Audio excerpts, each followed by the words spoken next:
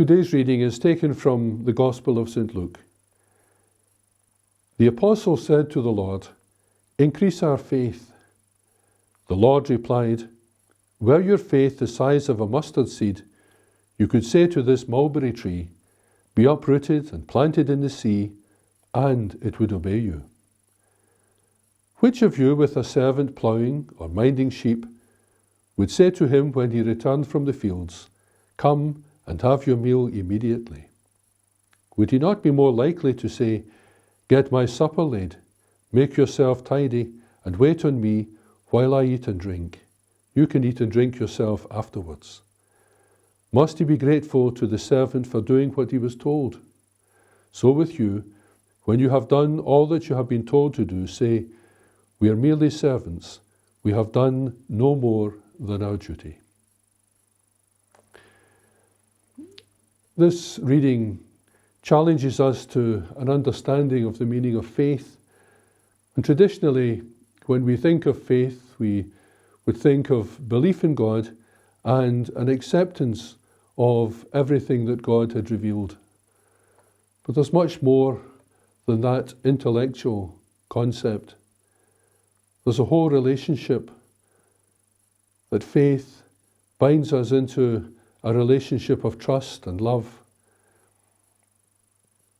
Learning the meaning of faith growing up as a child is something I learned within my family. I remember on a Sunday afternoon, in those days the swing parks were closed and people had nothing to do but go a walk. And our family would walk in the country lanes near the village where we lived. I was the oldest and my mother and father would be walking along the road. One of the younger ones perhaps toddling along beside my mother and somebody else in the pram. And I would be running along the top of the dike. And when we came to a corner in the road, I would just shout to my father, "Dad," and I would jump and he would catch me. There was nothing rational about it. And although I was getting older and sometimes the dike would be a little higher in some places, I never doubted he would catch me. That trust, that relationship of love which I had with my father was in many ways the first experience of an understanding of faith. Because faith then is that relationship with God, that trust in God. And when we think of faith, perhaps the best example we have of faith is Mary, the perfect disciple. She had a great faith and showed that faith in all its aspects. It was a relationship with God. "My soul magnifies the Lord," she would say. She understood the majesty of God. And then she would grow in an acceptance of herself. "The Almighty has done great things for me," she would say. And in that great prayer of the Magnificat, as Mary expressed her faith, a faith in God, a faith in self, and a faith in other people, demonstrated when she would then visit Elizabeth. Having said yes to God at the Annunciation, she said yes to Elizabeth and to all those in need. That faith is that twin yes to God and to others, and at the centre of it all, an acceptance of our faith. And Mary had that understanding of faith which gave her also a relationship with the world. She had a great social conscience. She understood that things in life had to change. He brings the mighty down from their thrones and exalts the lowly. He fills the starving with good things and sends the rich away empty. So Mary had that demonstration of faith, which was about relationship, and it was about an understanding of herself and her vocation in faith. Sometimes people see faith simply as believing in God, and not always seeing how that leads on to a greater belief in self, greater self-confidence. And there are many people today who say yes to God. Yes, they believe in God. But their self-worth is so low, they have no acceptance of themselves, no awareness of their dignity. And sometimes they have very high ideals and a very low self-confidence. And there's a big gap between the two.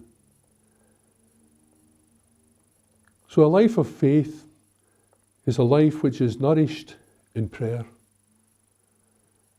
And when we pray, we enter into a relationship with God where the more we spend time in prayer, the more we know the mind of God, the more we grow to love God.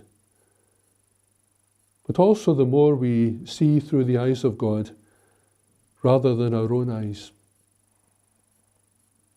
We see ourselves through the eyes of God, with our dignity, with all the possibilities in life.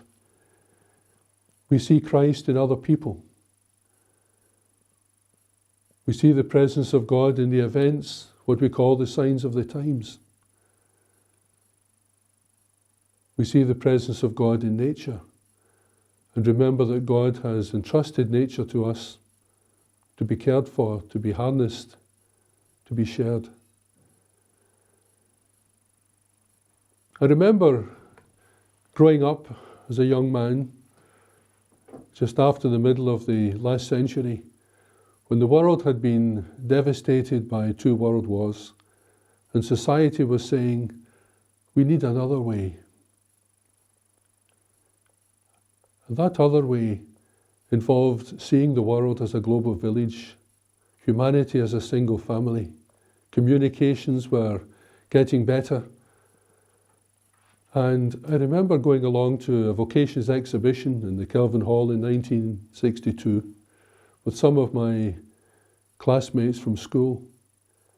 And we decided that God was asking us to do something with our lives, to show our faith in action, to leave the world a wee bit better than we found it. And the 4 of us decided we would go on for the priesthood. 2 of us for the diocesan priesthood, 1 for the Mill Hill Missionaries and another with the White Fathers. Because we wanted to make a difference, we wanted to put our faith into action. And faith in action is a partnership with Christ. You know, in the gospel, Jesus did not do everything for people if they could do it for themselves. Yes, he changed water into wine, and yes, he raised Lazarus from the dead. But he didn't fill the jugs with the water at Cana. Neither did he roll the stone away from the tomb of Lazarus. He fed the multitudes, but only after the people had produced what they had and shared it. So that partnership and faith with Christ is demonstrated in this gospel, where we say if your faith is the size of a mustard seed, you can do anything. With faith, with our relationship with God, open to the grace of God, we can do anything as people of faith, as long as that faith is an awareness of our relationship with God, a deeper confidence in ourselves, a deeper respect for others, and we try to live that faith in every action in our lives. So thank you, and God bless you.